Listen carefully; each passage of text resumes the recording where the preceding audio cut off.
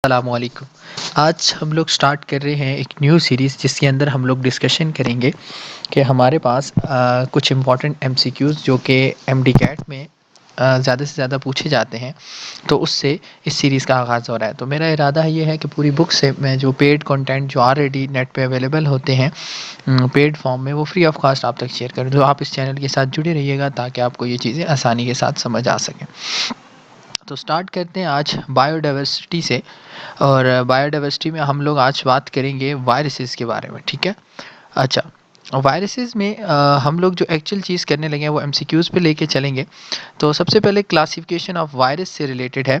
Where can viruses replicate, viruses किसके अंदर replicate कर सकते हैं? तो हम कह सकते हैं लिविंग ऑर्गेनिजम्स के अंदर, जिनके अंदर हमारे पास एनिमल्स भी आ सकते हैं, प्लांट्स भी आ सकते हैं, बैक्टीरिया भी आ सकते हैं, और बाकी इस ऑप्शन को अगर देखें तो तमाम आते हैं। इसलिए हमारे पास यहाँ पे जो करेक्ट ऑप्शन बनता है वो हमारे पास बनता है ये जो है आल वाला, ठीक है।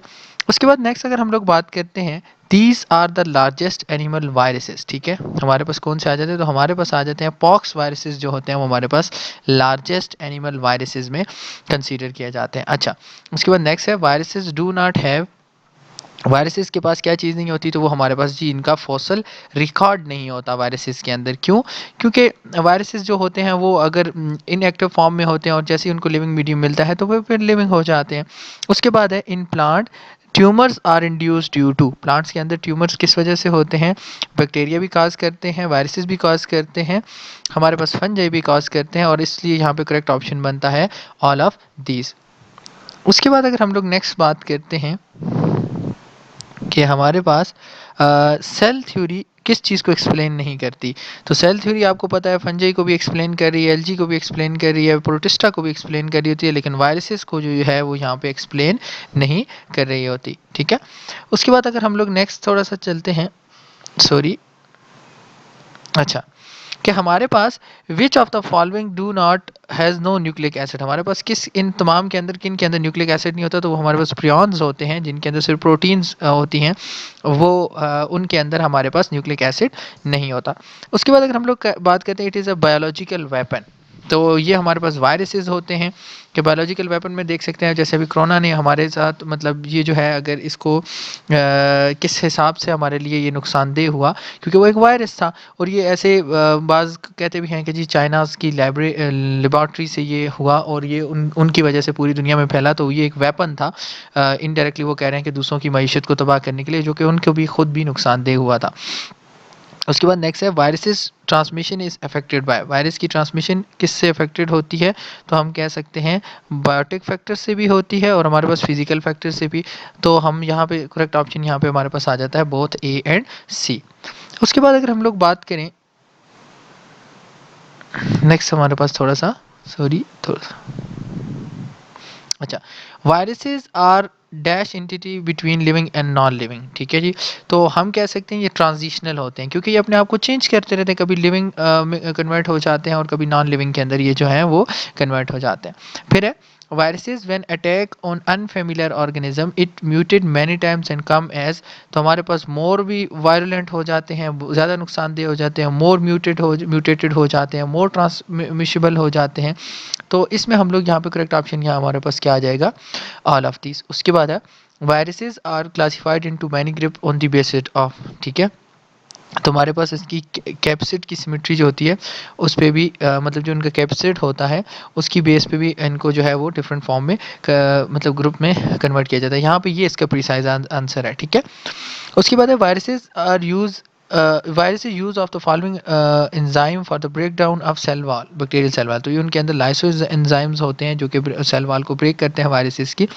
उसके बाद नेक्स्ट है viral proteins and genome in host cells are assembled हैं, तो वायरल प्रोटीन जो होती हैं होस्ट सेल के अंदर उनके साइटोप्लाज्म के अंदर जो होती हैं ये जाके असेंबल्ड होती हैं।